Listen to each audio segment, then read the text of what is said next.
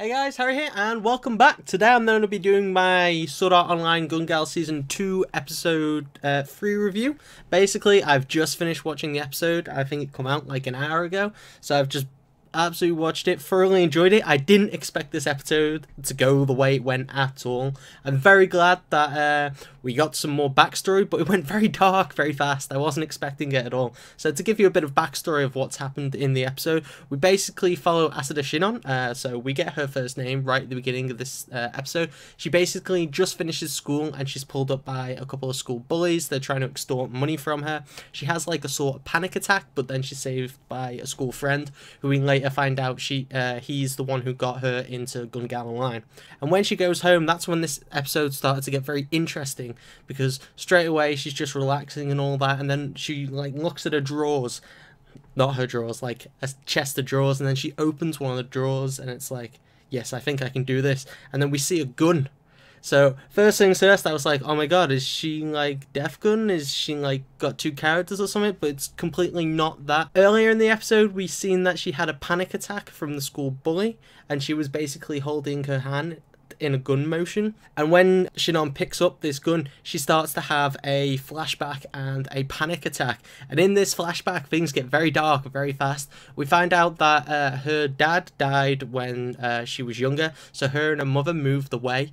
And this is when things took a twist, and I didn't expect them to go this way. Basically, when she was younger, she was with her mother, like out shopping or at a bank or something, and she's just there reading. She can't have been more than like 5. She looks super young in the picture. And then just this random, casual, like weird looking dude walks in and pushes her mother to the side, and basically then starts to rob the place with a gun. So obviously seeing this, after like the robbery starts to progress a little bit, he ends up shooting the cashier, saying hurry up, I need more money, faster, faster. As that happens, he then turns around to Sinon's mother on the floor and basically says, if you don't hurry up, I'm going to start shooting other people.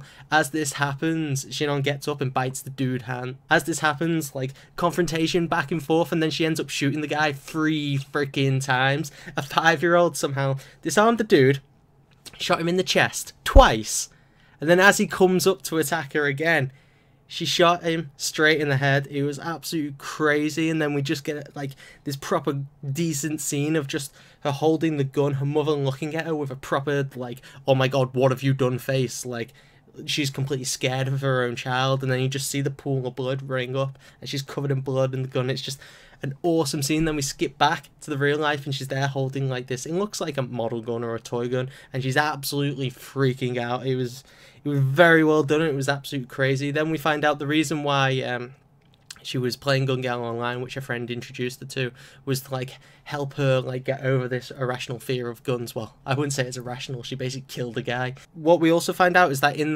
the Gale Online universe, she's not scared of like holding a gun or using a gun, as we've seen, or having one pointed at it. So she's basically using it as like a method to grow herself stronger. So she feels like if she gets stronger in the game, she's going to be able to get stronger in real life and overcome this like fear of guns and like of these bad traumatic memories that she has, basically resulting of shooting that she was involved in. Another thing that was interesting in this, we find out probably what's going to be one of the main plots in this, is this tournament, Battle of the Bullet. I think the subtitle on Crunchyroll was a little messed up. It said Bullet of Bullets, but it's basically BOB. I think it's a tournament to work out who's the best of the best within the game, and she's going to use that to make herself like even stronger. If she can beat her old enemies, basically means that she's the strongest and she's destroying her enemies, so therefore she feels like she's going to overcome her fears even more. At least that's what I got out of it. And as well as that, her friend who introduced her to this, in one of the previous BOBs, he got up to like the semi-finals, but now because of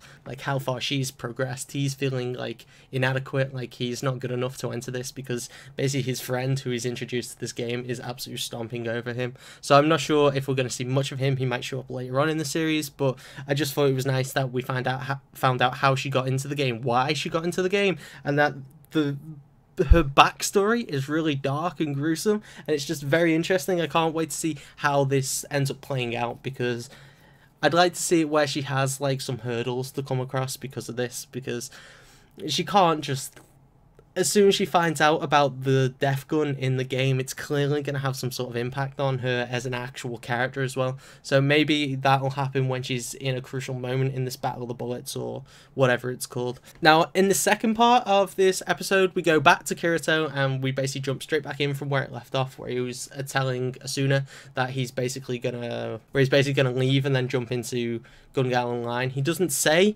at least I don't think he says he's going to go to Gun Gale, just that he's going to go to another place. And they have like a little talk and it's like, yeah, okay, just go. And it's like, I thought it was very lackluster. He didn't like explain his motives for actually going, so he's keeping her in the dark, which I thought was a little awkward. But what I like is they both have the suspicion of the inspector person who's basically asked him to do this. So I thought that was very interesting, because at least he's going to be on the defensive when he's talking to him and emailing him over information. Also, we get introduced to another character who is, when Kirito goes over to basically enter Gun Gale for the first time, as he walks into the room where everything's set up, we're introduced to like this very pervy nurse who apparently, I think if I remember correct, she's called Aki.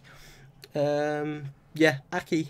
Basically, she was the nurse who helped Kirito with his recovery and his rehab after Anchored and all that, because obviously he had muscle deterioration and all that from spending 2 years in Anchored. So she's very forward with him, she's very close with him, because obviously she spent a lot of time with him, she's seen all of his body, and she makes a comment about that, which I thought was very... Hold on now, chill your bean a little bit. So a little bit of comedy there to keep the episode going, which I thought was quite interesting. Once he's like puts on his headset and all that, it's like link start. At the end, we got a very, very interesting scene. We actually see the person, well, we don't see him entirely, like his face is shrouded. I'm going to assume that we see the Death Gun character in his chair, like searching online forums for basically articles and such about himself, and then at the end we see a pull-up of his target screen and the first 2 people who were killed in the first episode, and then his third target is the blue-haired sniper lady Sinon. So this series, so far the pacing's been very well, but just that, I feel like if they could easily mess this up again and they could go straight into this and have a confrontation from the get-go, whether that be a long-standing thing where they have a cross with the villain at the very beginning and then it gets dragged out through the entire series. I don't know how they're going to do it, but this basically to me confirms that Sinon's going to be the next target for the death gun. So relating to the fact that she's also going to find out about the fact that death is a thing in this game now,